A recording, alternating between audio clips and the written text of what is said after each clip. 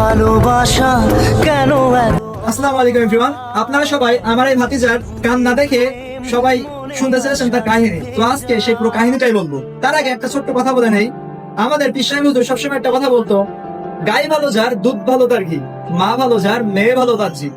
আর যে মেয়ের মা এমন হয় সে মেয়ে কেমনই বা হবে। মেয়ের মার কিছু কিন্তু এখানে দেওয়া হলো, আপনারা দেখে নিন, তারপর আপনারাই বিবেচনা করুন যে এই মার এতে কি ভালোই বা মেয়ে হতে পারে। এটা হচ্ছে ওই ছেলের বিয়ের দিনের ভিডিও।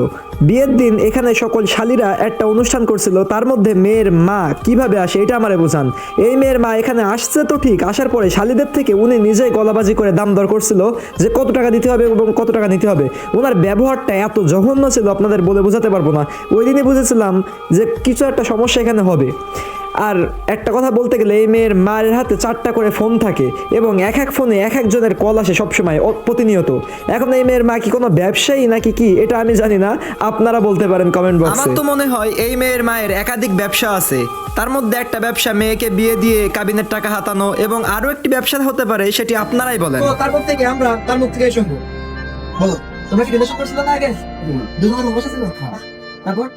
তারপরে এই পরিবার থেকে আমাদের একটা বিয়ে দিতে রিলেশন ছিল, আমার বন্ধু জানতে পারলো, এটা বললো তো ওরা দুইজনই তো সংসার করবে, আমাদের পছন্দ আর কি, তো বিয়ে দেওয়া হোক।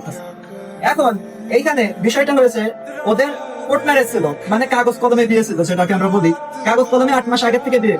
এখন তার বউকে সে বাসায় নিয়ে এসেছে কাল পরশুদিন রাতে বাসায় নিয়ে আসার পরে সেই রাতেই সেই মেয়ে তার টিকটকার বয়ফ্রেন্ডের ছবি নিয়ে কান্না করছিল এবং তার কাছে যাওয়ার জন্য বায়না করছিল। সেই টিকটকার বয়ফ্রেন্ডের ছবিটা এখানে দেবো, আপনারা দেখে নেন। এইটা হচ্ছে ওই মেয়ের টিকটকার বয়ফ্রেন্ড এবং এইটি হলো ওই মেয়ের টিকটক আইডি। এরা দুইজন টিকটকের মধ্যে কি লুতুপুতু করে এগুলা একটু দেখেন। প্রথমে কিন্তু প্রেম করছে আমার ভাতিজার সাথে, তারপরে এরা টিকটকে গিয়ে এমন লুতুপুতু করতে থাকে। এইগুলারে কি ভাষায় আমি যে বলবো, আমার কোনো ভাষা নাই। আসলে এই মেয়েরও আমি দোষ দিতে পারতেছি না, কারণ এর মা 4টা ফোনে 4 পুরুষের সাথে কথা বলে। ও যে কি কথা বলে এটা আল্লাহ ভালো জানে, আর ওই ভালো জানে।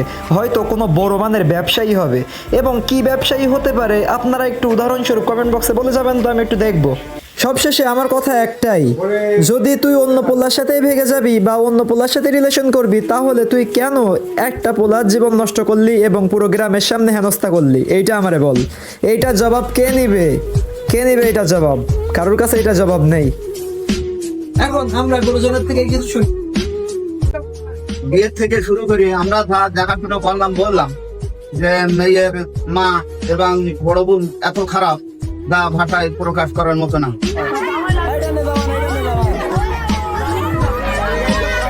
এখন আপনারা মেয়ের মার ক্লিপ দেখেছেন এবং মেয়ের বড় বোনেরও ক্লিপ দেখেছেন এবং মেয়ের বান্ধবীদের